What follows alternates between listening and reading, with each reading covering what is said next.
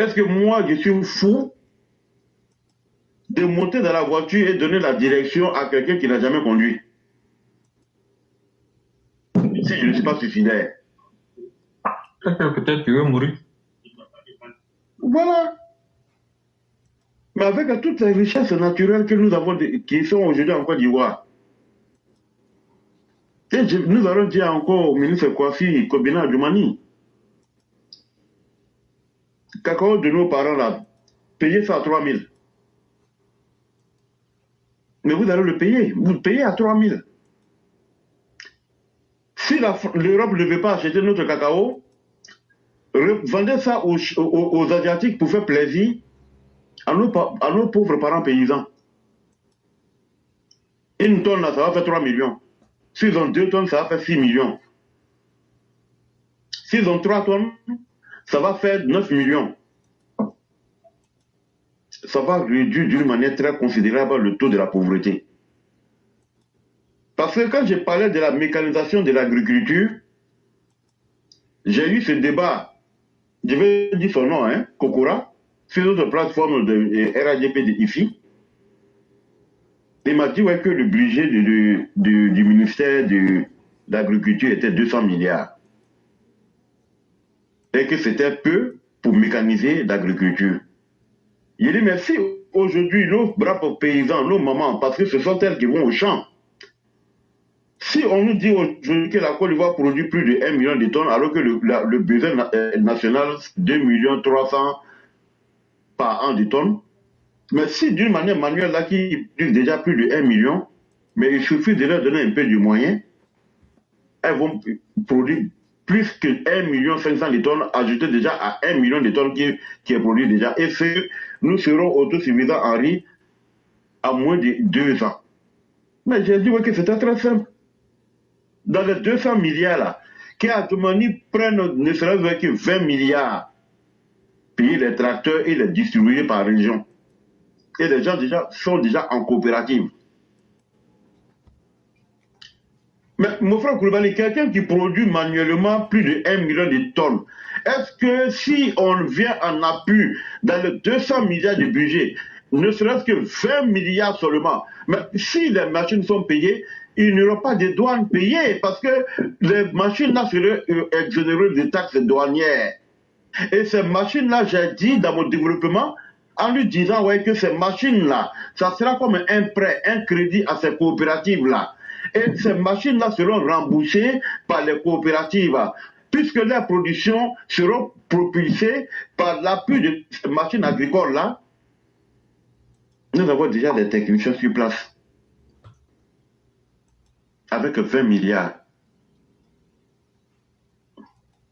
Tu vois nos mamans aujourd'hui qui font la checker, il y en a plein qui se plaignent quand ils n'ont pas de broyeuses. Des broyeuses, ça coûte combien? Si c'est trop là, 1,5 million.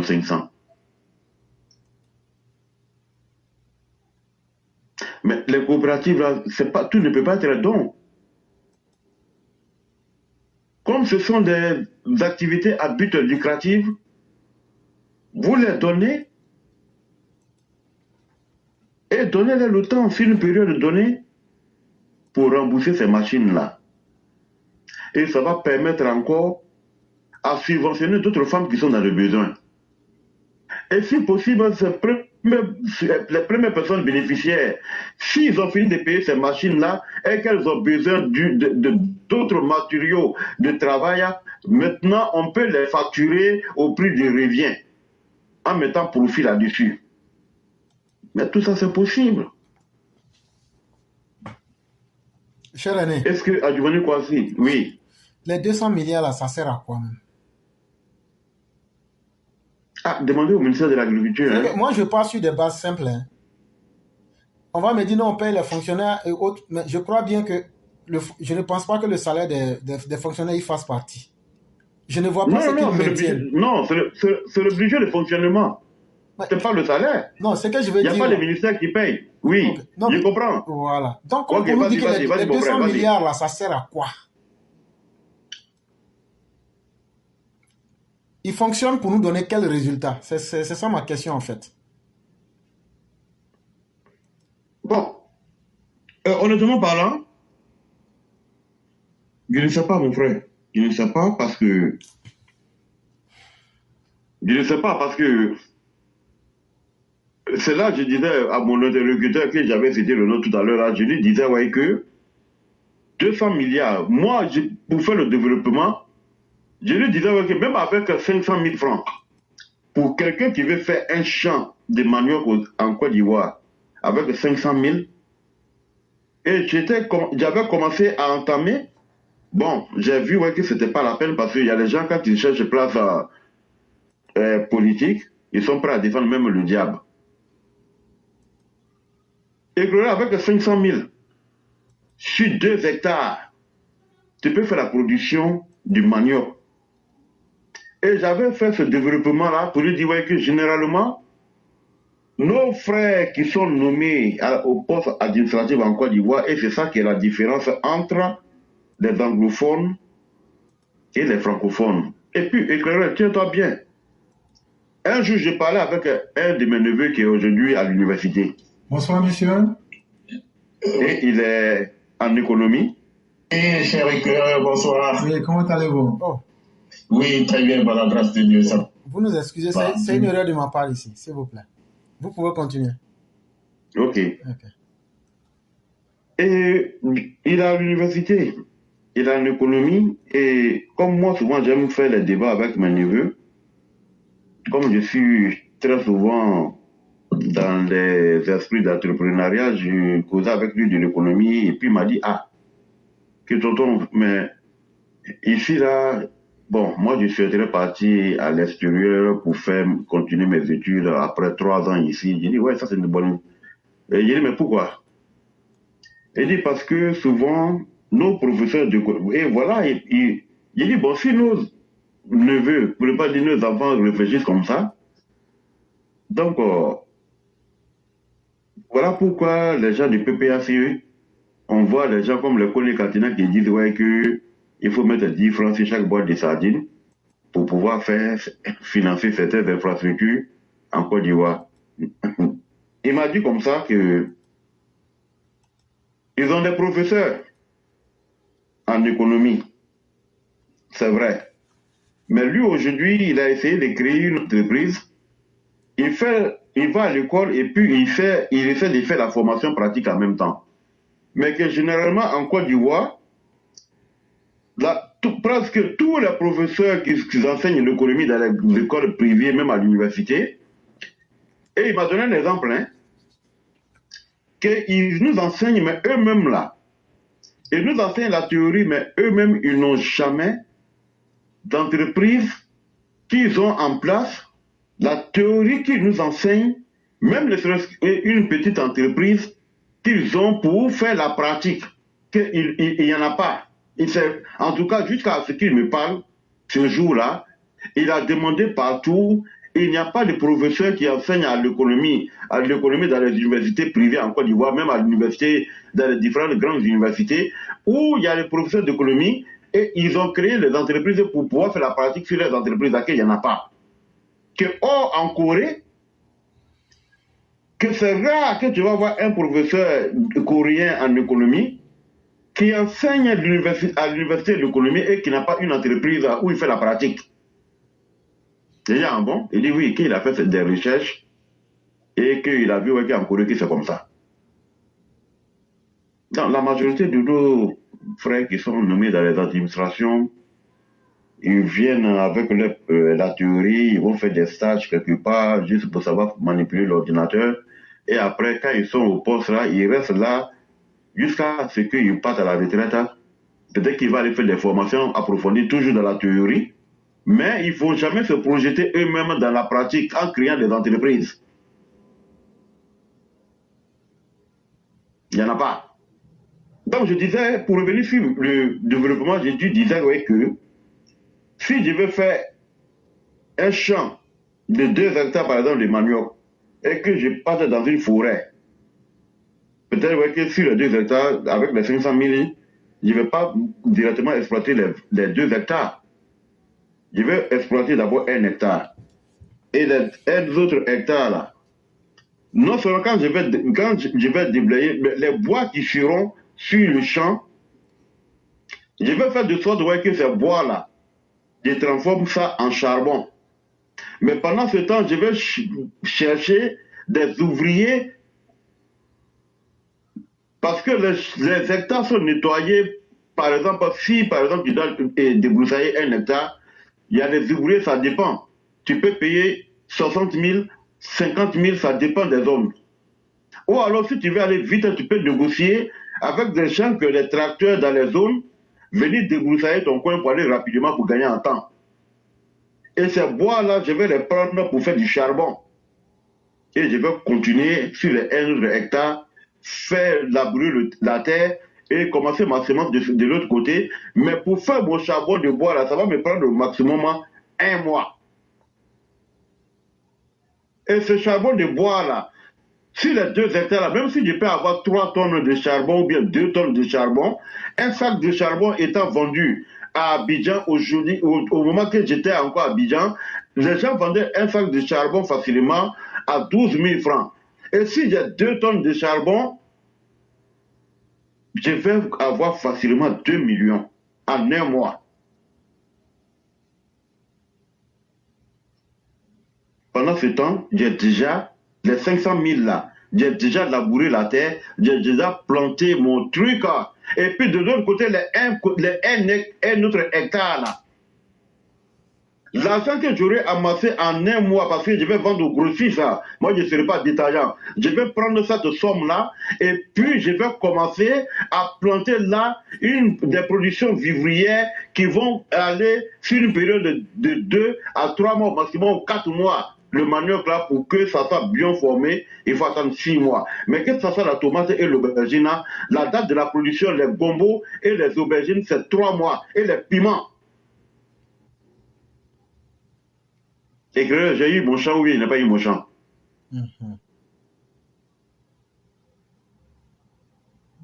Donc, si moi j'ai cette idée-là, avec 500 000, j'arrive à déblayer, à débroussailler, j'arrive à planter, et un autre hectare là, les bois que j'ai pris dans un hectare, et le 2e hectare là, les autres bois qui sont là-bas, je fais du charbon. Et si j'ai 2 à 3 tonnes de charbon, j'ai facilement 2 millions. Un autre hectare va me permettre à faire le champ de gombo, le champ d'aubergine et du piment. Et ça, ce sont des produits qui se consomment matin, midi, soir à Abidjan. Surtout le piment, l'aubergine et le gombo. Ce sont des produits qui sont périssables, c'est vrai, mais ce sont des... Au contraire, ils doivent partir en Asie. Nous n'avons pas le même climat que la France. Même les vaches françaises, là, si tu les prends pour les envoyer en Côte d'Ivoire, mais il faut construire un local, là. Il faut les adapter au climat. On n'a pas ces moyens. Mais si Adjumani Kwasi vient au Brésil, là, si Adjumani Kwasi va en Argentine, là, ces 2 pays sont par excellence les grands producteurs de bœufs, les bovins. Adjumani Kwasi peut charger un bateau plus de 20 000 bœufs, plus de 30 000 bœufs. Ça ne va pas coûter 200 milliards. Ça ne va pas coûter 20 milliards. Les transporter jusqu'à Odjene, Korogo, la région nord, ce sont des zones qui sont favorables à la production animale.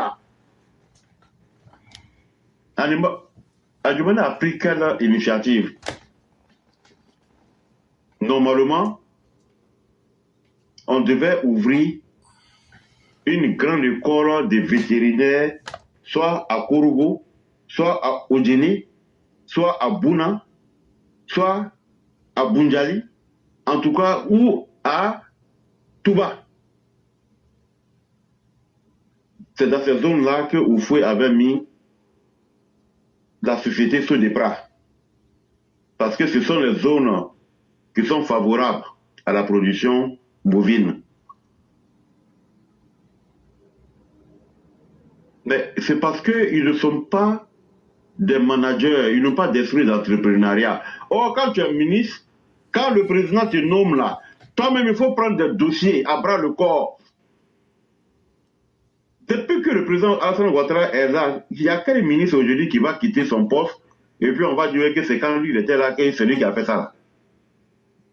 Le président cherche l'argent, il vote les budgets, mais vous les ministres, qu'est-ce que vous prenez par votre esprit managérial, par votre esprit de créativité, par votre esprit de leadership? Les frères, vous êtes sur le panel avec moi, hein. Si ce que j'ai dit n'a pas de sens là, vous pouvez me dire que non, c'est pas vrai.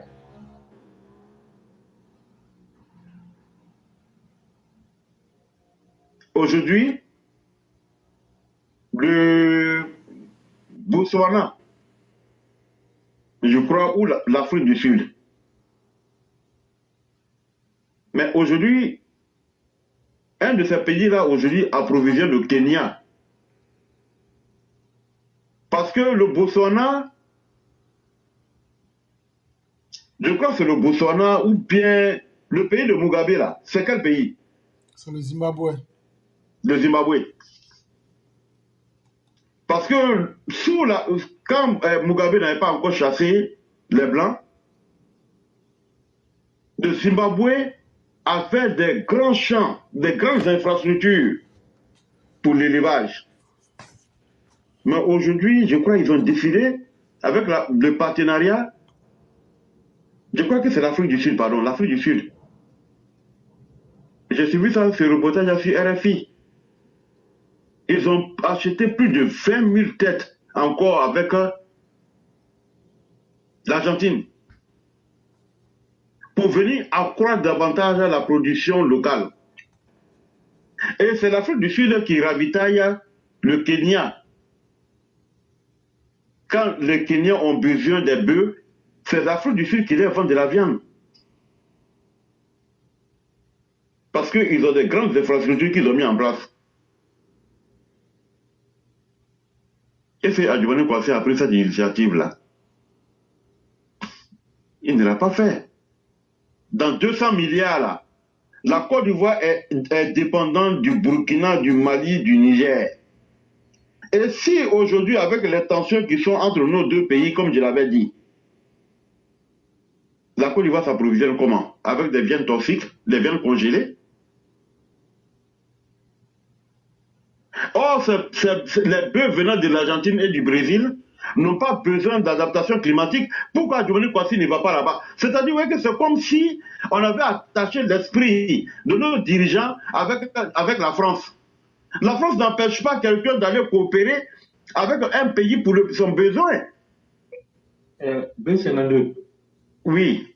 Excuse-moi, ce n'est pas le domaine d'Adjumani, ce n'est plus son domaine. C'est Temoko, comment on appelle, Sidi Temoko Touré. C'est lui qui est le ministre de l'Halieutique et tout ça là. C'est lui qui s'occupe de l'élevage. Adjumani, ce volet-là, il n'est plus là-bas. L'agriculture là ne s'occupe plus de ça. La production alimentaire, il s'occupe plus de ça. Non, c'est chose. C'est Temoko Touré. Sidi Temoko Touré. Sidi Temoko Touré. C'est lui qui est le ministre de la production animale, halieutique et tout ça là. Voilà, merci beaucoup pour le nom. Adjumani, excusez-moi. Je devais parler de Sidi Temoko Touré. Voilà un vaurien. Un nulard. Ce vaurien là, le plus nul de tous les ministres de la Côte d'Ivoire, c'est lui. C'est lui qui a pris 700 millions pour donner à un coiffeur. 700 millions. Plus d'un demi-million de dollars. Mais si le Temoko Touré là, s'il va, est-ce que vous attendez son nom quelque part? Non? Si le Burkina, le Mali, le Niger arrêtent aujourd'hui de nous livrer en viande, qu'est-ce qu'on fait?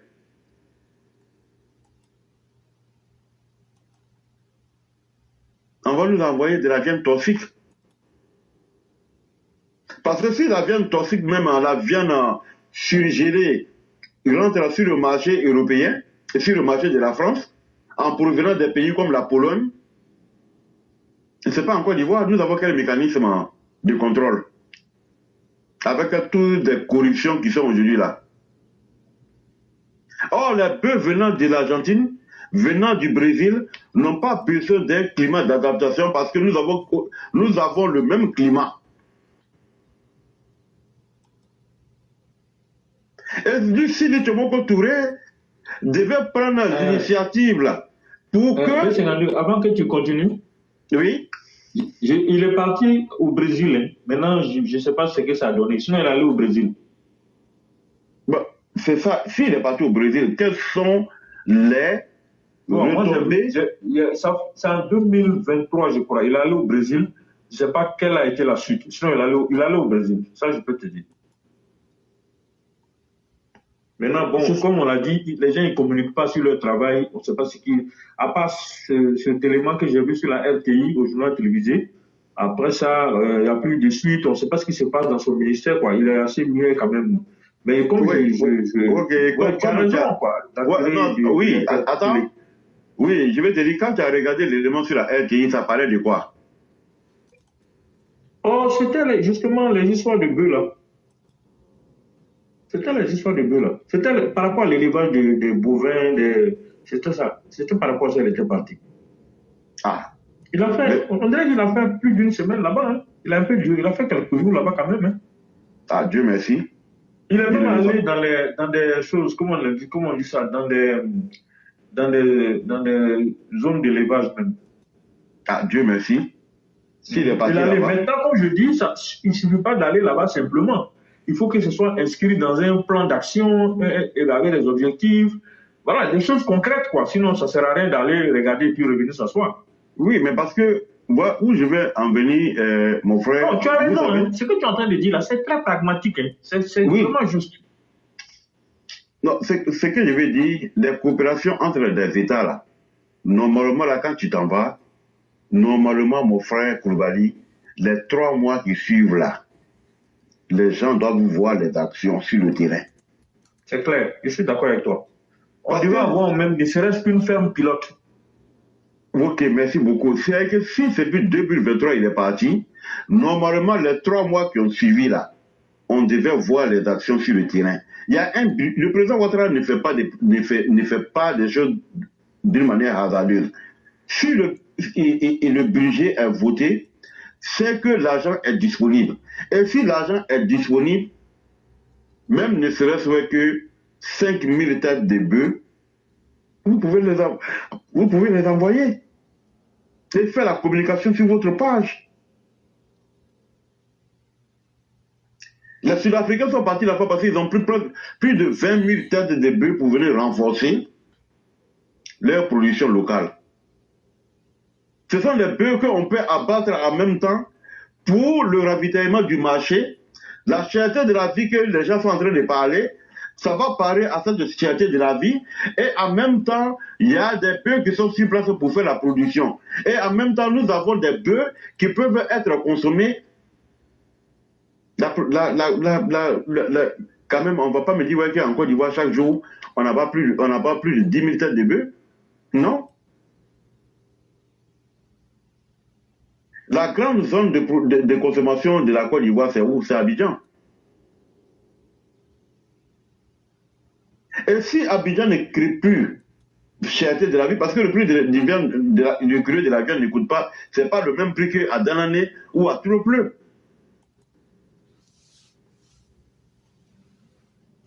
C'est pas le même prix. Donc, ce qui veut dire que si il est parti, mais sur le champ là, on devait avoir des résultats dans les 6 mois au maximum qui suivaient. Bon, d'ailleurs même, vous voyez, ils mettent souvent les charrues avant les bœufs. Quand lui s'en va, par exemple, en Argentine, au Brésil, mais est-ce que mon frère Koulibaly, tu as l'information que Sili Tchomoko est parti dans le nord, par exemple, où je sais et j'ai la conviction que ce sont les régions du nord par essence qui sont favorables à la production animale.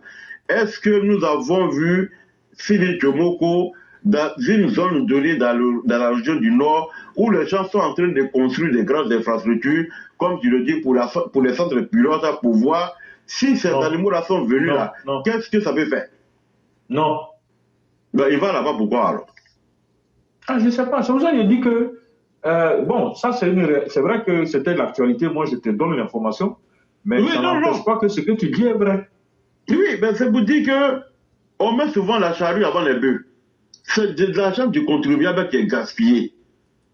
Parce que les frais d'émission, son séjour, tout ça c'est au compte c'est l'argent du contribuable. Un pays qui vient de sortir des guerres comme la Côte d'Ivoire, avant de partir, c'est que tu as les informations, mais est-ce que toi, tu ne peux pas mettre tes infrastructures en place déjà, et quand tu arrives, et s'il y a des opportunités, ou alors tu vas créer des opportunités, et quand tu reviens avec un programme ferme, comme de la manière qu'il a bouclé son billet d'avion, une semaine aller, une semaine retour, mais quand tu vas comme ça, tu reviens avec un programme ferme. Mais on gaspille l'argent de l'État pour rien.